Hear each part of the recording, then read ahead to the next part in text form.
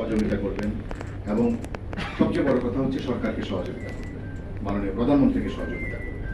এটা হচ্ছে আমাদের আপনাদের প্রতি অনুরোধ।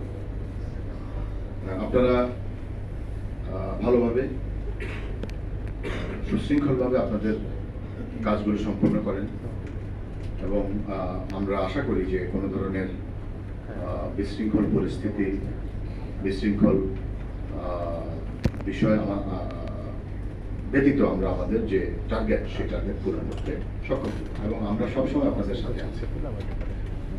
আপনারা যদি আমাদেরকে সহযোগিতা করেন, আমরা অবশ্যই আপনাদেরকে সর্বোচ্চ সহযোগিতা করব, এতে কোনো সন্দেহ নেই।